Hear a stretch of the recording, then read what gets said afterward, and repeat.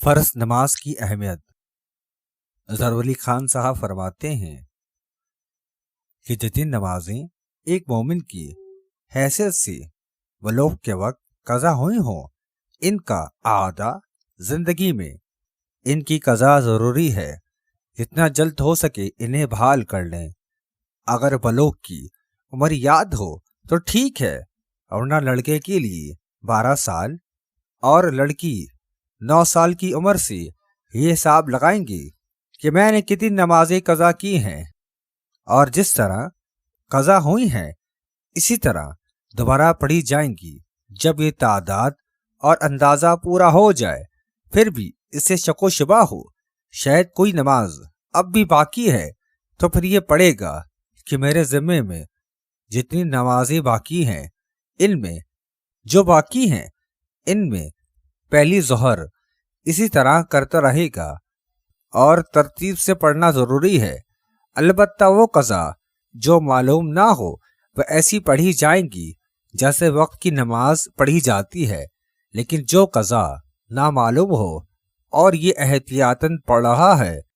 اس کی 4 رکعت میں آخری 2 رکعت میں بھی سورت ملائی جائے گی، اور مغرب کی 3 رکعت کے ساتھ 1 رکعت اور ملائی جائے گی، اور وتروں کی 3 کے ساتھ 1 رکعت پھر ملائی جائے گی، اور آخر میں سجدہ سہو کیا جائے گا۔ اگر یہ نماز فرض نہ ہو تو وتر نہ ہو تو نفل ہو جائے، اور نفل نماز 3 رکعت میں نہیں ہوتی، اور یہ اندیشہ بھی ہے فرض نماز ہی ذمہ پر واقع ہو، اس لیے سجدہ سہو بھی کیا جا رہا ہے۔ اس کو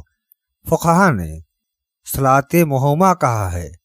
یہ اختیاری یا منشا پر نہیں ہے، اور قطعی مسئلہ یہ ہے کہ ایک شخص نے جو اتنا بڑا جرم کیا اور نمازیں قضا کی، اب وہ منشی رکھے حساب والا اور اسے 15-20 ہزار روپے دے اور حصے حساب کروائے کہ اتنی میری عمر ہے، یہ بلوغ کی عمر ہے، اس وقت سے اس وقت تک میں نے اتنی نمازیں پڑھی ہیں اور اتنی چھوٹ گئی ہوں گی، پورا حساب لگائے، پیسہ خرچ کرے، اس پر زمین بیچے، مکان بیچے، تاکہ اس کو پتہ چل جائے کہ نمازیں قضا کرنا کتنا بڑا جرم ہے، کیونکہ ایک نماز قضا کرنے کے لیے حدیث میں آیا ہے کہ جہنم میں 76,000 سال غوطے ہیں۔ تو اس سے پہلے مسئلہ کانوں سے سن لیا جائے اور اسے دل میں یاد رکھا جائے کہ جتنی نمازیں فرض ہو چکی اور چھوڑی گئی ہیں، جو جرم ہوا ہے وہ جرم عظیم ہے، اور مرنے سے پہلے اسے بحال کر لیں۔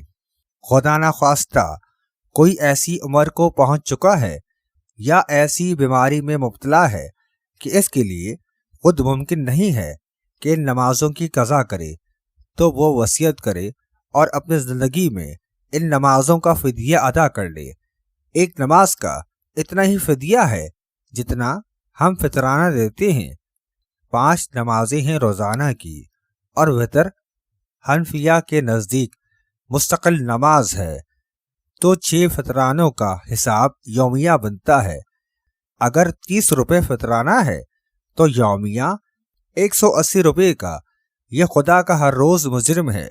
اور اگر اس نے 5 نمازیں بما وتر کی قضا کی ہیں، اور ہاں اس کو اتنی چھوٹ ہے، اگر یہ حساب جانتا ہے اس زمانے میں جتنا فطرانہ تھا، جس سال کی یہ نماز پڑھ رہا ہے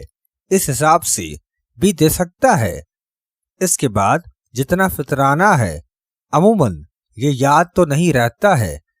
اس لیے احتیاطاً جس وقت ادا کرے گا اسی حساب سے دیا جائے گا۔ بالکل اسی طرح زکوٰۃ کا بھی مسئلہ ہے، جس قسم میں جو باقی ہے وہ دینا پڑے گا، اور زکوٰۃ علی الحساب نہیں ہے کہ اپنی طرف سے حساب لگا کر 50,000 یا 1,00,000 روپے دے دیے اور ہو گئی۔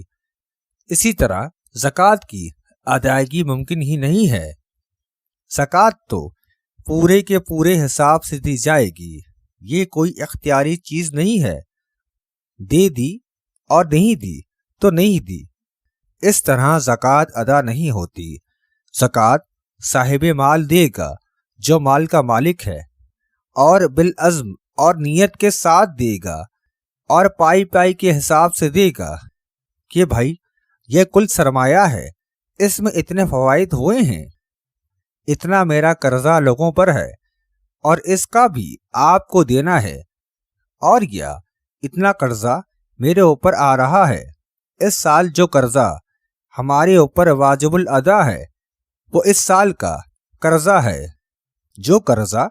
2 سال بعد لیا جائے گا اس سال نہیں، وہ اس سال نہیں کاٹا جائے گا، کیونکہ وہ اس سال کا قرضہ نہیں ہے، کیونکہ وہ لے نہیں سکتے ہیں، اور آپ اس لیے حساب سے نماز اور زکوٰۃ دونوں کا پورا حساب اور گنتی یومیہ پائی پورے کا پورا حساب لگا کر اپنا حساب صاف کر لیا جائے۔